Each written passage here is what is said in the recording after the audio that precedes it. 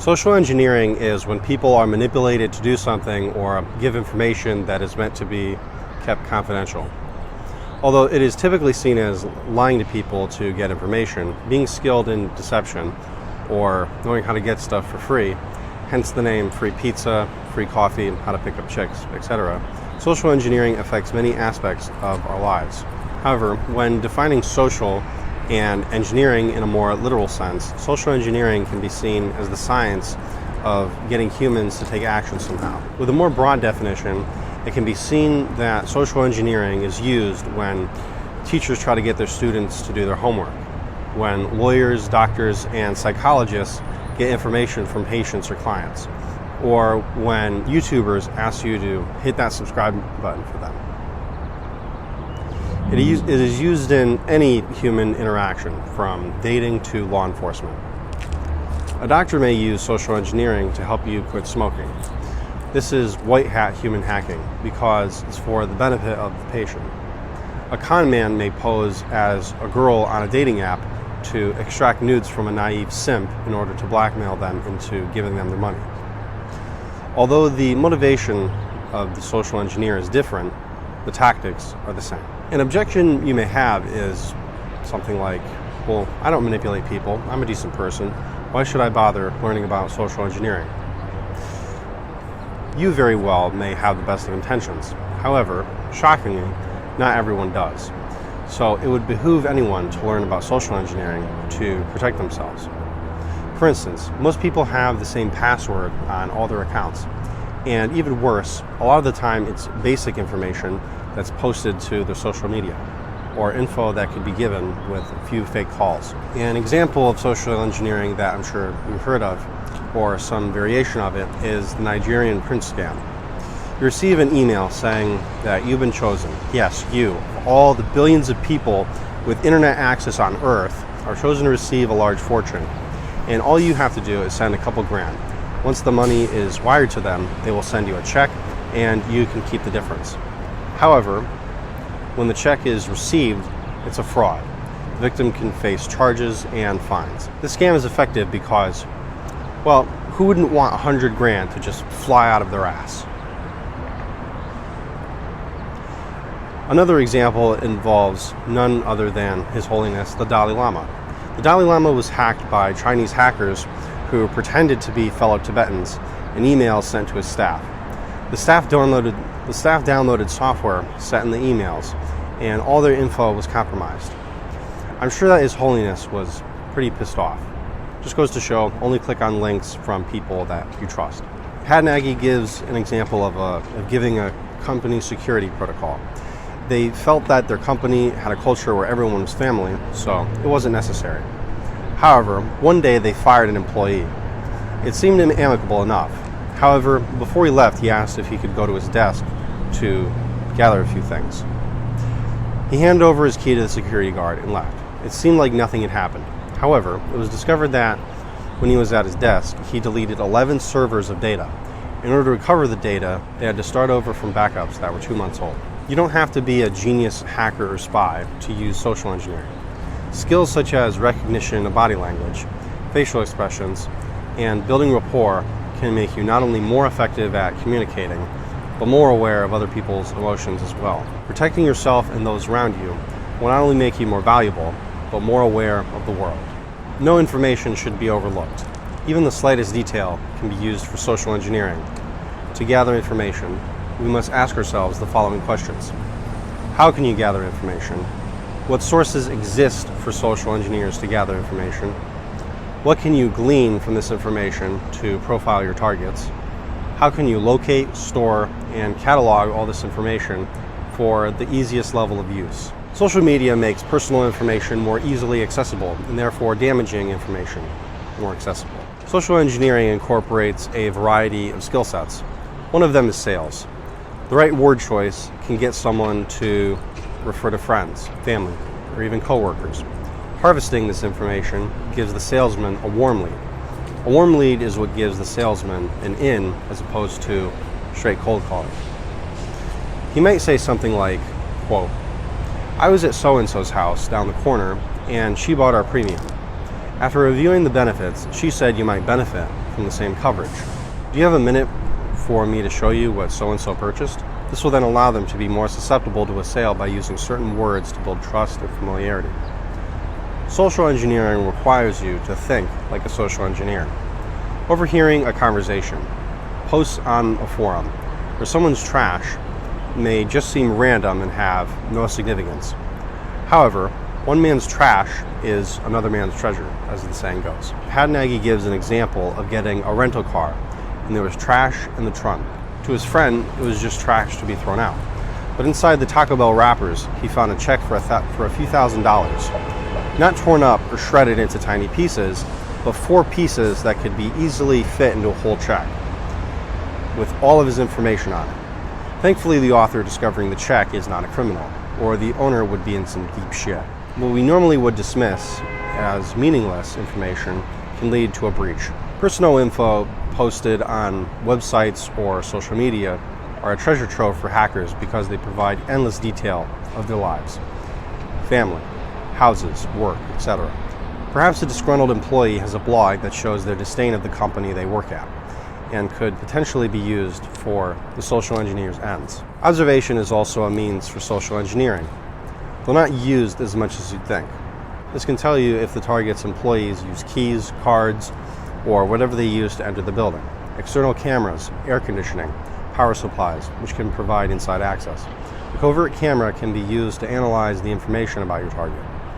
A dumpster dive can even be used to hack your target. One man's invoices, notices, letters, CDs, computers, and flash drives are another man's means to wreak financial havoc. Important documents are shredded, but it isn't as hard as you think. It wouldn't be as hard as you'd think to put it back together. Thankfully, shredding in both directions makes putting it back together almost impossible. Sometimes companies use a third-party service to properly shred documents. However, this of course makes them vulnerable to someone else obtaining valuable information. Gathering information is critical, but if you don't know what to do with it, it's useless. What is elicitation? Elicitation can be used by framing and wording to get what you want. An expert at elicitation makes the target want to answer all of your requests. Government employees are warned about elicitation because it is so commonly used by spies. The NSA defines elicitation as, quote, the subtle extraction of information during an apparently normal and innocent conversation. It can occur anywhere and is effective because it's so difficult to realize. Elicitation works because it's so easy to get people to brag about their accomplishments. What is the goal of elicitation, and how is it done? The goal of elicitation is to get information through non-threatening conversation. This is done by appearing natural and confident. You can do this by recording yourself speaking confidently about something to someone, versus speaking on something you know little of and taking note of the nonverbal cues. Your words may be calm and soothing, but if your body language is tense, it can still give off the wrong message. Educating yourself is imperative. However, if you don't know something with authority, don't pretend to. The author gives an example of, to get a chemical formula, you would pretend to be a student getting guidance from one of the chemists involved in making the product. What makes people successful at eliciting is a lack of fear of talking to people, especially in situations that aren't considered normal.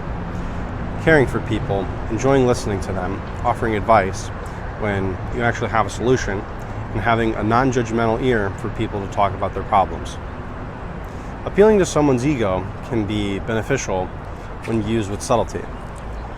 Fangirling gets you nowhere. Mutual interest can be used to develop rapport and give access that wouldn't be otherwise granted, such as giving malicious software designed as a feature to appeal to the target. Another technique is false statements. This can be done by deliberately saying something false, and this gives the target an opportunity to correct you. This works because people love to be right, and it boosts their ego. The use of alcohol can be used for more than just a guy getting the cojones to talk to some hot chick. It can also be used to extract information from people. In 1980, an American scientist went to speak about nuclear fusion in China. Because of his knowledge of our nuclear weapons, this was dangerous, for obvious reasons. He was spammed with questions about nuclear weapons, and this didn't work. the attacks became more and more subtle. They even threw a cocktail party in his honor. Foolishly, he gave an analogy that was enough for them to move in the right direction for research. The moral of the story is you don't give lectures to your opposition on those kind of subjects in the first place. Though perhaps a better moral is that none of us should have weapons that could turn our planet into a star. But that's for another video. Finally, we have use of questions. Too many questions make your target feel overwhelmed. Too few, and it will either be awkward silence or like they're being talked at. Start with neutral questions and gradually work up to close-ended questions to get more valuable information. Rapport and trust is essential to human hacking. Perception is everything. Some philosophers even suggest that the universe isn't really real in that it is formed by the perceptions of our senses. We are primarily influenced by sight, hearing, or feeling. This is why someone could remember faces better than names, for instance. Typically, this can be seen in the language they use too, such as, "I see what you mean," "I hear you, man," "just wanted to touch base with you," etc. By finding out what sense is dominant for someone, this shows you what their comfort zone is. This can be done by waving a pen, and if they follow the movement closely, they are visual. If the noise of the pen is what gets their attention, they're likely auditory. And if you tap them on the shoulder and that gets their attention, they are likely kinesthetic. This isn't a precise science, but is still a useful tool for interaction. Reading not only what people say, but their face and body language is essential for successful social engineering. We have macro expressions, which are voluntary. When you are forced to spend time with someone you dislike in a professional or social environment, but you make a fake smile to be polite. However, your micro expressions still show disgust or contempt for this individual. A good exercise for this is to look at the expressions of people you're speaking with them, and to be aware of yours as well. Studies have even shown that the micro expressions of a subject reflect that of the person in the video they're watching. Hopefully, we get to a point in the relatively near future where we can go out in public without wearing masks as society reopens. However, in the meantime, it can be useful to observe the micro expressions in someone else's eyes as you're interacting with them. Studying body language can seem intimidating, but just notice what the person's body is telling you as you're speaking to them, such as the direction they're facing, if they seem relaxed or more closed off, bored or fascinated, etc. When speaking, notice what their body is telling you, not just their words. Microexpressions can also be used to detect deception. Some signs are contradictions, hesitation, changes in behavior, and hand gestures. Contradictions aren't a sure sign that someone's lying. Sometimes people aren't clear and need a hint to recall information.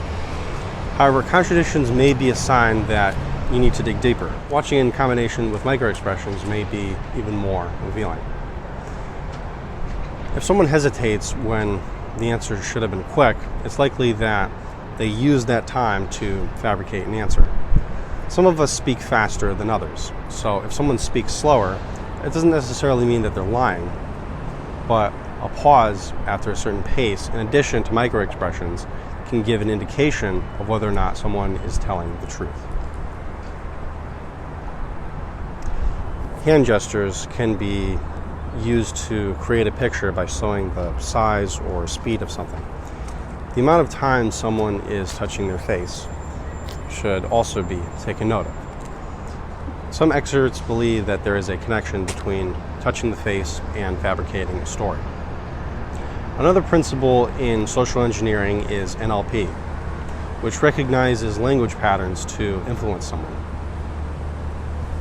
Voice is also an important part of NLP.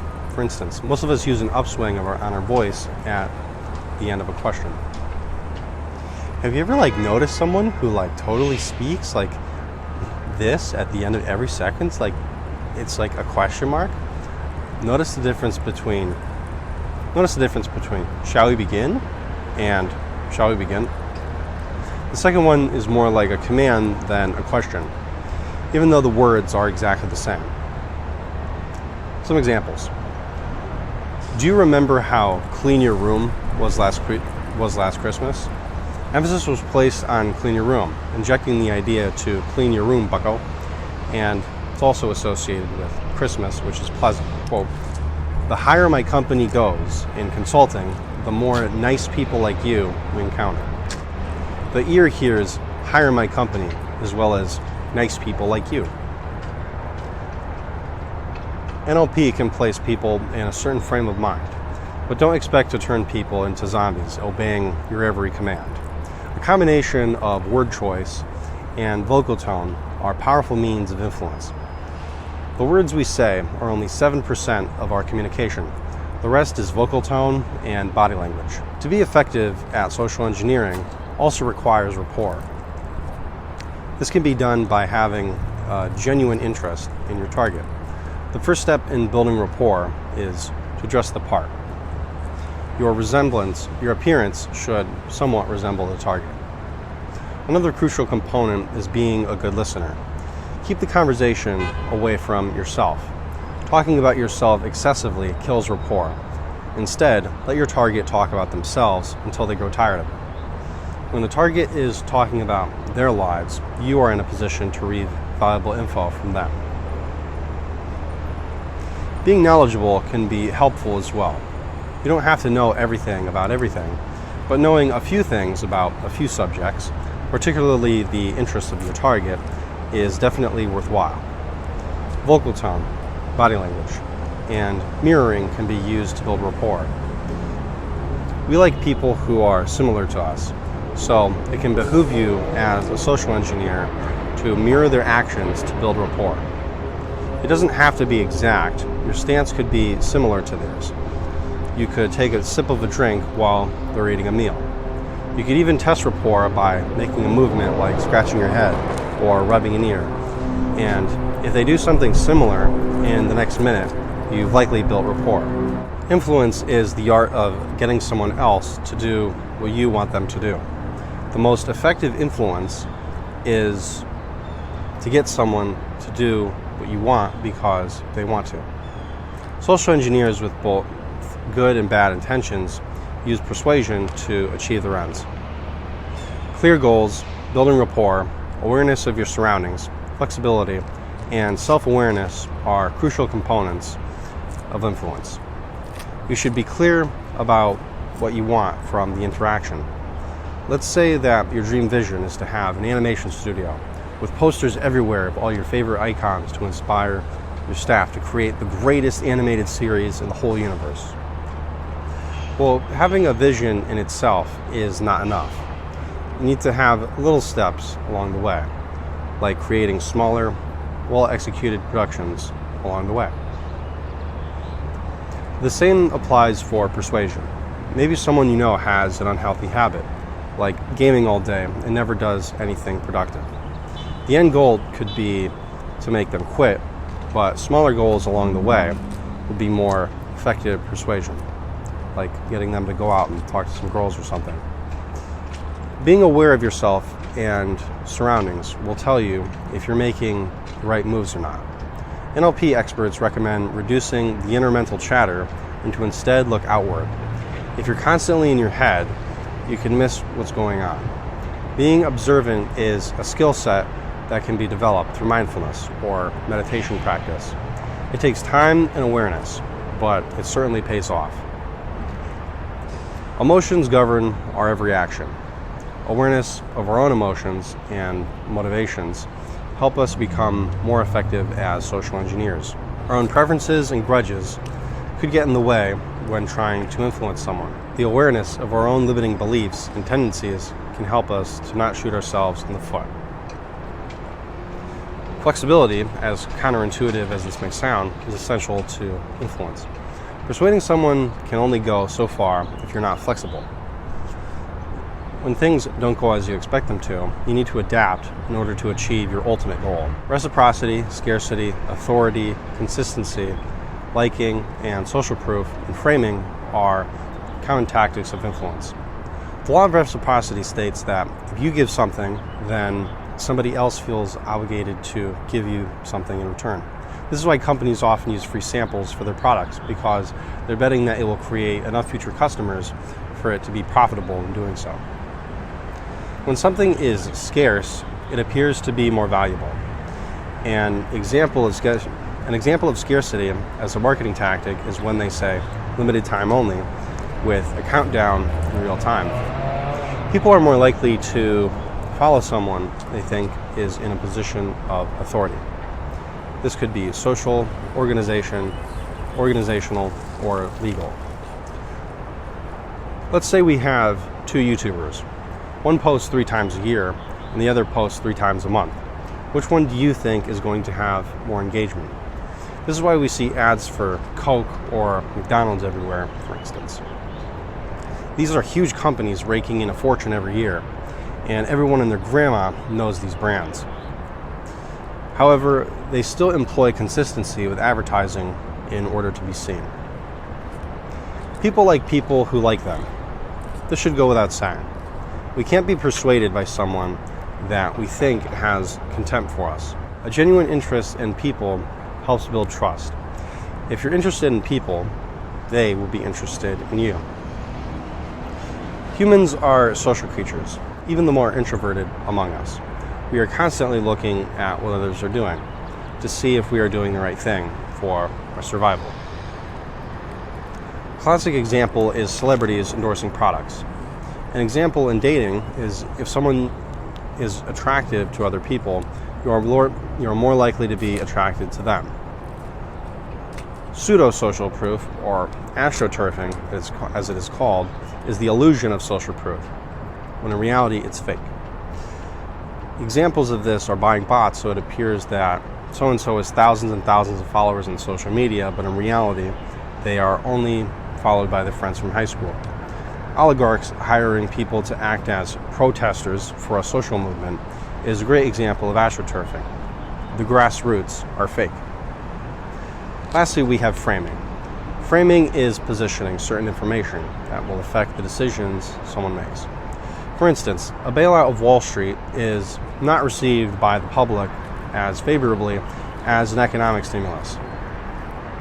The first implies that they're given an unfair advantage, whereas the latter is framed as helping the economy. This is why it's critical to investigate the fine print of things and question how they're being framed. Hopefully the following information can prevent yourself or others you are collaborating with from being compromised. Corporations spend millions on security and yet fail to train their employees properly in security awareness. We have an instinct to help other people, but should always be aware of the value of the information we are giving them on social media, in our daily life, or otherwise. However, social engineering isn't always a bad thing. It can be used to persuade others to do what is in their self-interest as well. That concludes today's video. A bit of a different topic today, but since I figured we've been doing a few topics on consciousness and spirituality for so long, I figured it'd be nice to examine some of the stuff that dives into the darker side. And just because you're into philosophy and spirituality and have all these great ideals doesn't mean that you should be ignorant of psychology or human nature. This was a summary of Christopher Hadnagy's Social Engineering, The Art of Human Hacking. I hope this information was valuable to you. And if there's any books or topics that you would like for us to cover in the future, you are more than welcome to share those in the comments below or contact us through our website. Stay wise and stay groovy.